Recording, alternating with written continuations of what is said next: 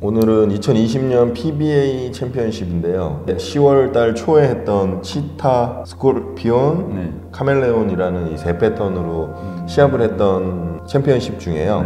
오늘은 치타하고 스콜피온 네. 패턴에 대해서 치타 챔피언십이 네. 듀얼인가요? 아니면은 뭐 그냥 그 한 패턴입니다. 완 패턴으로 패턴으로 네, 완 패턴으로 돼 있고요. 시합 자체가 치타 패턴 네네. 시합이 따로 있고요. 네네. 스콜피온 패턴에서 시합이 따로 있고 있고. 카멜레온 패턴에서 시합이 따로 있습니다. 예전에 그 구영진 선수가 우승. 그렇죠. 네네네. 김준영 선수하고 같이 네네. 해서 구영진 프로가 우승했던 네. 그 시합의 그러니까 일환이죠. 네네. 매년 펼쳐지는 시합입니다. 그러니까 2020. 네, 2020. 네네네. 그렇게 해서 한 3일, 4일 동안요. 네. 한 패턴에 대해서 우승자를 가리는 네, 그런 시합이에요. 이번에는 치타가요. 여기 네. 보시면 33피트. 33. 네, 그리고 스콜피오는 44피트인데 네. 일단 치타 패턴 먼저 좀 얘기를 나눠볼까 합니다. 아마추어도 이제 전에 말씀드렸듯이 33피트 숏 네네, 패턴이 숏 있었거든요. 패턴이요. 지금은 네네. 없는데 네. 좀 약간 좀 까다로운 레인이었는데 지금 난이도가 어느 난이도가 좀 짧은 패턴이에요. 네. 사이드가 약간 좀 살짝 열려 있는 듯한 네. 느낌인데 그렇다 그래서 바깥쪽에 블럭 느낌은 아니고요. 네네. 오일이 도포된 상태에서의 그 쇼 패턴이라 그렇게 쉽지만은 않은 패턴이었던 것 같아요. 그래서 선수들 보면은 우레탄으로 네. 공략을 그렇죠. 했습니다. 이게. 그러니까 회전수나 이제 뭐 스피드가 있어도 워낙 마찰력이 강하니까 네네네. 우레탄 아니면은 좀 공략하기가 좀 어려울 것 같아요. 네, 맞습니다. 꺾이는 부분이 너무 빨라가지고. 네네. 이게 제가 지금까지 느꼈던 원래는 그 1등부터 4등까지 뽑아서 대부분 스텝 나더를 하잖아요. 네. 근데 요번에 조금 바뀐 게 4명 그러니까 그 4명을 뽑아서 네. 4명이 한꺼번에 시합을 같이 네. 해요. 거기서 서바이벌로 한 명씩 떨어지기인가요? 아니요. 거기서 이제 하이 스코어대로 네. 등수를 1, 2, 3, 4등을 나누더라고요. 아, 그런 다음에 스텝. 네, 거기서 또 스텝 나더를 하는 방식이더라고요. 보니까 조금 신선했어요.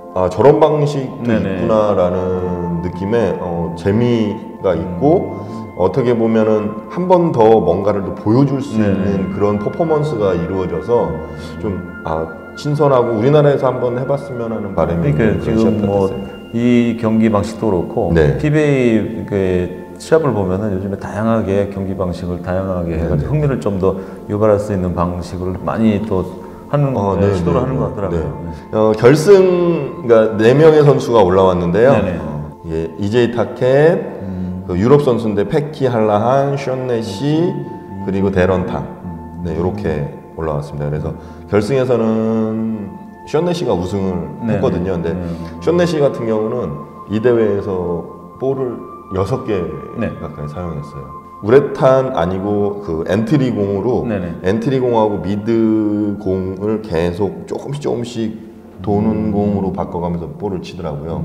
그래서 앵글의 변화가 브레이크는 거의 정해져서 있었어요. 바깥쪽 한 두 쪽, 한쪽 정도의 볼이 걸려서 들어오는 그런 느낌으로 쳤었는데 앵글의 변화가 조금씩 계속 이루어지는 그런 패턴이었어요. 제가 선수로서 보는 느낌은 잘 친다 볼이 적응하는 것도 너무 빠르고 네. 시청을 하는 입장에서는 너무 재밌는 그러니까 그 앵글만 보더라도 좀 재밌는 그런 느낌이 많이 들었어요. 그리고 션 내시가 가장 큰 앵글을 썼고요. 브레이크가 워낙 바깥쪽이었기 때문에 근데 다른 선수들은 그거보다 조금 좀 안쪽에서 쳤었거든요. 근데 그 안쪽은 좀 문제가 뭐냐면 약간 안쪽 월에 볼이 닿았을 때 워시아웃으로 공이 가는 왜 그러냐면 우레탄 볼을 치기 때문에 블럭과 이 오일벽에 걸리면 그게 약간 랭스로 작용을 해서 그럼 미들라인 쪽에는 오일 볼륨이 좀 더 높다는 소리네요. 오일 볼륨이 좀 있었고 바깥쪽에는 좀 볼륨이 없지만 그래도 오일이 없는 상태는 아니에요. 그러니까 좀 쉽지만은 않은 그러니까 점수를 보더라도 변화도 워낙 빠르고요. 볼륨도 낮고 짧으니까 이 우레탄 갖고 쳐야만 되지만 또 핀 캐리가 그렇게 쉽지 않은 그런 레인 패턴이었습니다.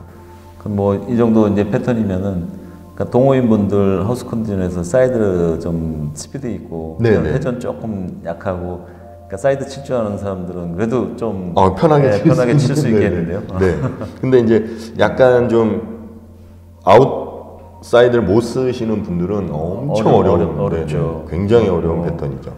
그게 이제 보통 이제 브레이크 포인트를 보더라도 좀 강한 볼로 인사이드를 치게 되면은 가기도 전에 미리 꺾이기 그쵸, 때문에 미리 꺾이죠. 1-3으로 이제 포켓을 맞추기가 좀 어려워지거든요. 네네. 뭐 이 패턴 자체가요 완전 아웃사이드 아니면 점수를 낼 수 없는, 그리고 뭐 리액티브 볼을 쓰더라도 하이볼이 아니고 엔트리 정도 급에서 해결을 해야만 이게 가능한 그런 레인 패턴이었습니다. 상황, 그러니까 시합하는 상황을 보니까요, 이게 볼도 빨리 그러니까 바꿔야지만 되고, 그렇죠. 뭐 그런 볼 모양이나 볼이 움직이는 틸트나 이런 것도 계속 조금씩 변화를 만들어내더라고요, 선수들이.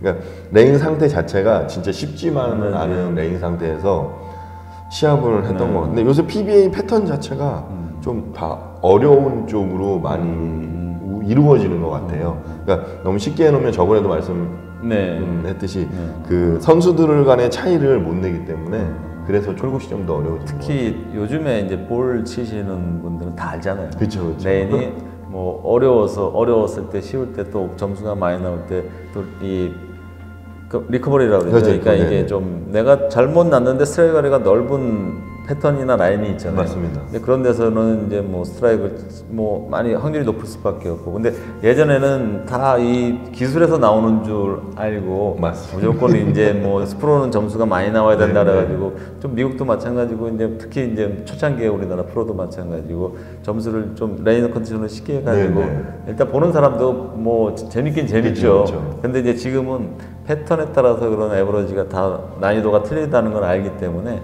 그런 거를 또 시범적으로 또 이제 자꾸 시도를 하면서 흥미를 또 이제 그것도 이제 끌 수가 있으니까 이해를 하면서 보면은 어려운 데서도 한번 자신도 도전을 해볼 수도 있고, 또 선수들이 또 얼마만큼 또 정확하게 치는지도 볼 수도 있고, 여러 가지 또 이제 흥미를 느낄 수 있죠. 네.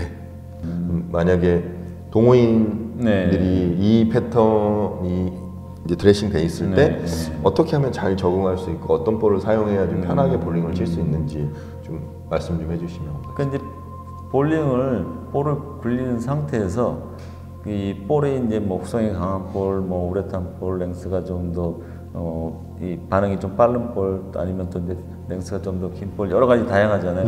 그런 볼들이 존재하는 이유가 그 핀 앞에서 최소한 뭐 40피트나 45피트에서 볼이 꺾이기 시작하면서 일산 포켓에 들어갈 때 이제 그 에너지가 많이 소비되지 않은 상태에서 힘이 살아있는 상태에서 이제 핀을 때렸을 때 이제 핀 액션이 가장 좀 좋게 나오거든요. 맞습니다. 그 이제 뭐 회전 방향도 영향도 많지만은, 근데 이제 이런 지금 33피트에서 33피트. 뭐 내가 갖고 있는 볼이 진짜로 이제 뭐 좀 뭐 최신형 막 그냥 뭐 훅성도 좋고 뭐 컬러도 좋고 이게 뭐 그러니까 볼 미드움을 내가 갖고 있는 볼이라 할지라도 그런 볼 가지고 뭐 만약에 미들라인에서 이제 뭐 치게 되면은 반응이 빠를 수밖에 없거든요. 그렇죠. 내가 아무리 그러니까 이 스윙 스피드나 아니면은 회전 수나 이런 거를 조절하지 않는 이상은 맞추기가 어렵잖아요.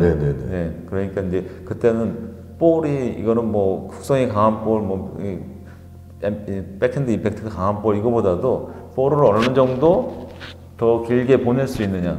내가 30피트에서 마찰이 시작되는 게 아니고 그거보다 조금 더 길게 보낼 수 있는 볼을 선호를 하면서 아웃사이드를 좀 공략을 하게 되면은 그러니까 내가 회전이 없어도 백핸드에서 움직임 마찰에 의해서 이제 앵글이 조금 더 엔트리 앵글이나 이제 훅이 나오게 돼 있거든요. 그러면 편안하게 일상으로 공략을 할 수가 있는, 충분히 이제 그 라인 설정이나 볼 선택에 따라서 엄청나게 점수가 차이 날 수밖에 없는 레인 컨디션이에요. 엄청난 차이. 아마 잘 모르시고 뭐 33 짧으니까 가운데서 저 바깥쪽 브레이크를 보고 던져도 되겠다라고 생각하시는 분들도 있을 것 같거든요. 근데 그렇게 생각하시는 순간 본인 에버러지보다 한 50점 정도는 못 친다고 생각을 하면 되는 레인. 더군다나 이제 여기 치타 패턴 같은 경우는 센터 볼륨이 조금 더 미들이나 센터 볼륨이 좀 더 높기 때문에 여기서 이제 아웃사이드를 치다가 약간 경계를 좀 더 왼쪽으로 내려와 가지고 브레이크 포인트는 놔두고 안쪽에서 편안하게 조금 그때는 이제 한 레인이 조금 이제 캐리되고 좀 변한 상태에서는 처음 뭐 우레탄으로 만약에 시작했으면은 조금 더 그거보다 좀 리액티브 마찰력이 조금 더 강한 폴리시된 볼로 치게 되면은 어느 정도 앵글을 좀 더 스트라이크 존을 만들 수가 있거든요. 근데 처음부터 만약에 이제 뭐 아무리 폴리된 볼이라도 좀 더 후성 강한 볼을 쓰게 되면은 이 반응이 빠를 수밖에 없어요. 그러면 일단 포켓을 맞추기가 어렵죠. 제가 이 대회를 보면서요, 동호인들이 일반 동호인들이 진짜 한번 봤으면 하는 그런 대회였어요. 왜냐면 그러니까 어떤 상황이 됐을 때 볼을 어떻게 바꿔야 되는지를 사실은 션네시 선수가 좀 교과서적으로 좀 보여주는 그런 느낌이 굉장히 있더라고요. 뭐 윅텐이 딱 2번 쓰니까 바로 볼 교체를 하고. 그거는 당연하죠. 그러니까 보통 경험 많이 해봤잖아요. 나도 그렇고 저도 그렇고 이게 특히 뭐 사이드, 그러니까 아웃사이드든 인사이드든 미들라인이든 내가 스윙이나 뭐 타이밍이나 릴리스가 좋았는데 템필이 딱 남는다는 거는 그 백에서 이제 이 핀에서 이제 볼이 딱 맞는 순간에 항상 말씀드리는 이게 밀려 있는 거거든요. 그렇죠. 예. 근데 그걸 가지고 내가 릴리스를 좀 더 강하게 하기 위해서 이제 좀 더 이제 플렉션을 많이 준다든가 어느 정도 이제 뭐 좀 더 로프트를 시켜서 이제 뭐 스피드를 좀 줄인다든가 그러면은 여지없이 이게 막 스피드 나거나 오히려 템핀 남는 것보다도 못한 결과가 나올 때가 이 경험이 그런 경험이 초반에 많았었거든요. 네, 맞습니다. 근데 이제 그래서 이제 볼이 여러 가지가 준비가 돼 있어야 되고 그 타이밍에 또 조금 뭐 레이아웃을 좀 더 이제 백에서 조금 더 강하게 움직일 수 있는 레이아웃이 있는 볼이라든가 이런 게 있으면은 볼을 바꿔주는 게 훨씬 더 맞습니다. 안 그러면은 이제 라인을 완전히 바꿔가지고 판단을 하고 선택을 하고 도전을 한다는 그게 이제 항상 이게 준비가 돼 있어요. 네, 맞습니다. 맞습니다. 제가 이 대회만큼은 진짜 꼭 한번 내가 볼 바꾸는 거에 어려움이 많은 동호인 같은 경우에는 진짜 추천해서 한번 봤으면 하는 그런 동영상이었습니다.